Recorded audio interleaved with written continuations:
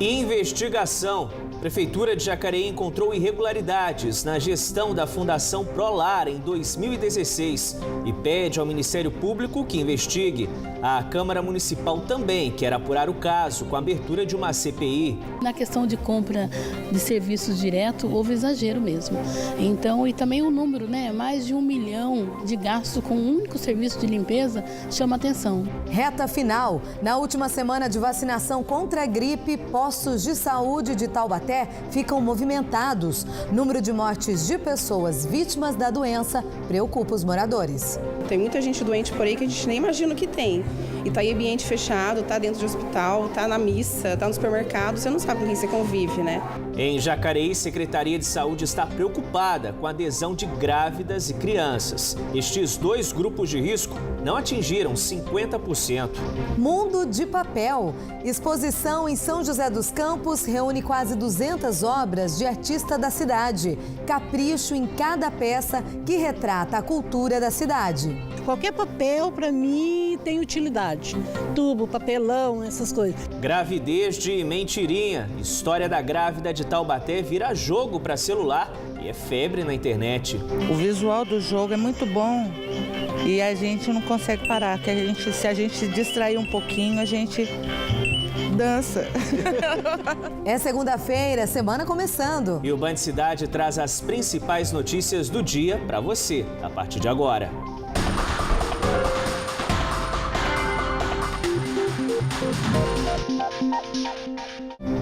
Boa noite para você. Muito boa noite. O Band Cidade de hoje começa com a denúncia de suposto desvio de dinheiro público na Fundação Prolar, em Jacareí, em 2016. A Prefeitura encontrou diversas irregularidades e encaminhou um relatório ao Ministério Público pedindo a investigação do caso. O Legislativo também entrou na história e deve votar nesta semana a abertura de uma CPI para também apurar os indícios. Este lote no Jardim Holanda, em Jacareí, é um dos 119 terrenos da Fundação Prolar na cidade. A área tem uma mata fechada, mas nos registros da gestão anterior consta que neste espaço empresas contratadas pela Fundação realizaram 41 serviços de capina e limpeza ao longo do ano passado.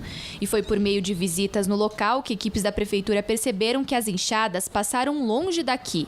Ou, pelo menos, o serviço não foi feito com a frequência que o levantamento mostrou. A equipe de governança e transparência visitou em loco todos os terrenos e conversou com os munícipes que moram ao redor e identificaram e tiveram a resposta de que não viram nenhum tipo de serviço sendo realizado e quando viram o serviço realizado eram com pessoas com uniforme da Prefeitura, que daí não se enquadravam num serviço terceirizado. 41 serviços realmente fica muito acima da média realizada durante o ano de qualquer empresa pública, privada ou particular. Outro ponto que chamou a atenção da Prefeitura é que servidores da Secretaria de Meio Ambiente já fazem a capina e limpeza de terrenos, o que dispensa a necessidade da Fundação contratar esses serviços. E a lista de irregularidades constatadas pela Direção Administrativa Financeira da Prolar no início deste ano é ainda maior. Os problemas foram repassados à Prefeitura, que fez um relatório.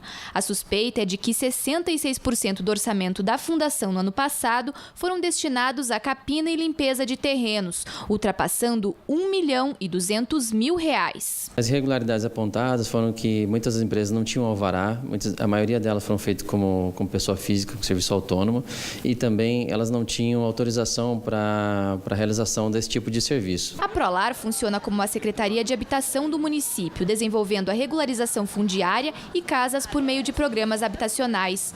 Ao saber dos problemas, a atual gestão abriu processo administrativo que resultou na demissão do diretor da época. O Legislativo também quis apurar a história. 12 vereadores assinaram um requerimento para a abertura de uma CPI. A gente vê que na questão de compra de serviços direto houve exagero mesmo. Então, e também o número, mais de 1 milhão de gastos com um único serviço de limpeza chama atenção. Porque se você olhar o orçamento da Fundação Prolar para ser direcionado à habitação, a moradias, é praticamente quase um terço do que eles têm para gastar.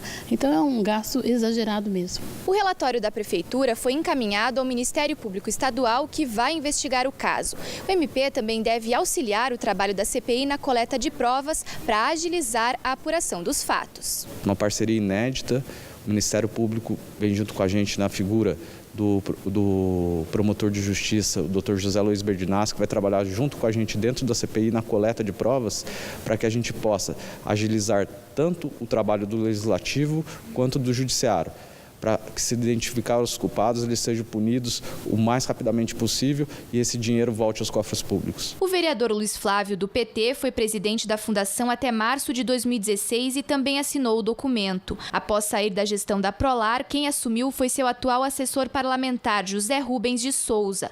Nós procuramos por eles hoje na Câmara, mas os dois não foram encontrados. Na sessão desta quarta-feira, o requerimento para abrir a CPI deve ser lido. Se aprovado, o processo de investigação deve durar no máximo 6 meses.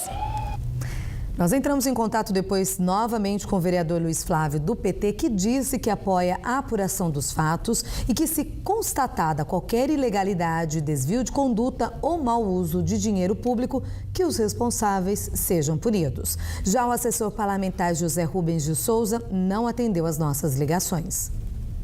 Denúncia do Ministério Público de Jacareí mostra que o SAAI estaria despejando esgoto irregularmente, sem tratamento, no Rio Paraíba do Sul.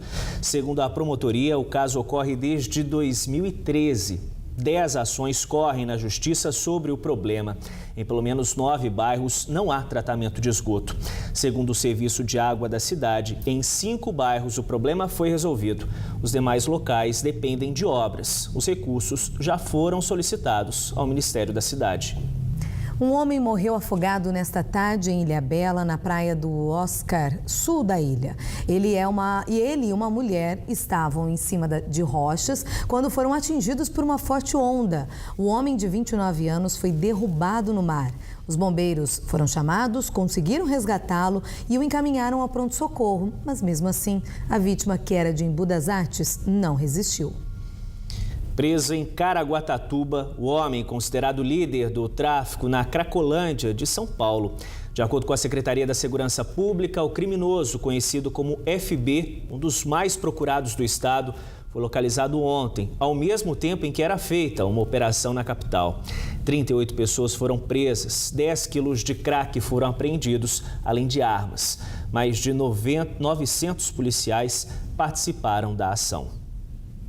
Em São José dos Campos, a base do SAMU, no Campo dos Alemães, foi furtada pela 3ª vez em menos de uma semana. Segundo a prefeitura, bandidos levaram torneiras e os cabos de energia elétrica.